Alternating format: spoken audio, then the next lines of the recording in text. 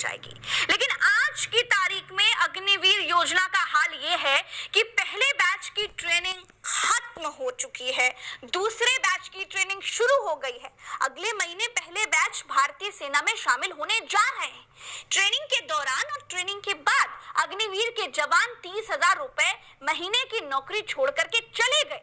सरकार को लगता था कि ये नौकरी नहीं है, ये तो नेमत है, इसीलिए बीच में ट्रेनिंग छोड़कर भागने वालों के लिए कोई कानून नहीं बनाया। और आप कह रहे हैं कि जो लोग बीच में ट्रेनिंग छोड़कर भागेंगे उनसे ट्रेनिंग का पैसा वसूलेंगे।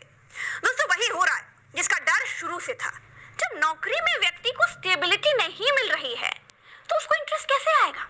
जब 4 साल की ही नौकरी है तो कैंडिडेट का दिमाग ट्रेनिंग करते करते दूसरी नौकरियों पर लगा हुआ है। वो अग्निवीर की ट्रेनिंग करते हुए लेखपाल की भी परीक्षा दे रहा है। देश के लिए जो मर मिटने वाला जज्बा है वो खत्म हो रहा है। कैंडिडेट को अग्निवीर में कोई भविष्य नहीं दिखाई दे रहा है, इसीलिए वो अग्निवीर की ट्रेनिंग करते करते बैंक में चपरासी का भी फॉर्म भर रहा है। बैंक से ऑफर लेटर आते ही अग्निवीर की ट्रेनिंग बीच में छोड़ करके भागे जा रहा है। अग्निवीर योजना यहाँ से ना 2 मोर्चों में फेल हो रही है। इंडियन एक्सप्रेस के सहयोगी अखबार जनसत्ता के एक अधिकारी के हवाले से खबर है कि पहले ही बैच में कम से कम 50 अग्निवीर ट्रेनिंग बीच में ही छोड़कर चले गए।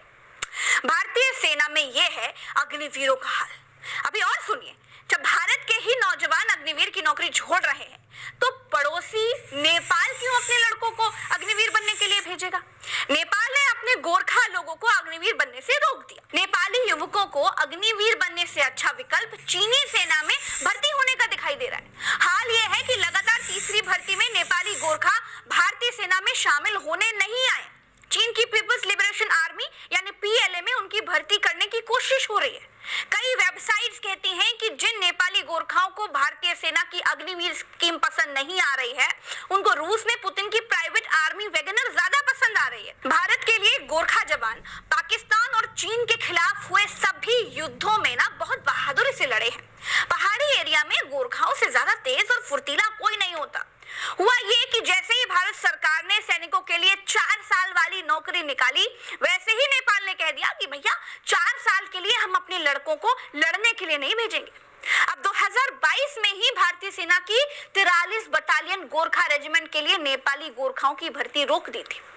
नेपाल ने दावा किया कि यह योजना 1947 में नेपाल, भारत और यूके सरकारों के बीच हुए एक समझौते का उल्लंघन है। नेपाल इकलौता ऐसा विदेशी मुल्क है जिसके नागरिक भारतीय सेना में सेवा देते हैं।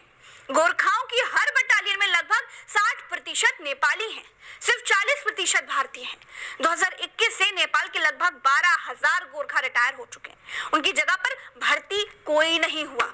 लेकिन ये खबर आपको गोदी मीडिया तो बिल्कुल नहीं बताएगा। सिर्फ इतना ही नहीं है दोस्तों, इंडियन एक्सप्रेस ने खुलासा किया है कि सेना में मेजर और कैप्टन की कमी है, नहीं मिल रहे हैं अधिकारी। ये लिखते हुए कितने अधिकारियों की कमी है वो संख्या भी छाप दी। अखबार बताता है कि सेना में 8,129 अधिकारियों की कमी है। ये हाल तब है जब देश में राष्ट्रवादी सरकार है। ये हाल तब है जब देश के नाम वोट मांगे जाते हैं। ये हाल तब है जब कुर्सी पर बैठा नेता हवा से ज्यादा धरती माता की, भारत माता की कसम खाता है। ये हाल तब है जब नेताओं के भाषण बिना वंदे मातरम के शुरू नहीं होते हैं और भारत माता की जय के बिना खत्म नहीं होते हैं। तो कहने का मतलब ये है दोस्तों कि राष्ट्रवाद सिर्फ चुनाव में ना जगाओ, राष्ट्रवाद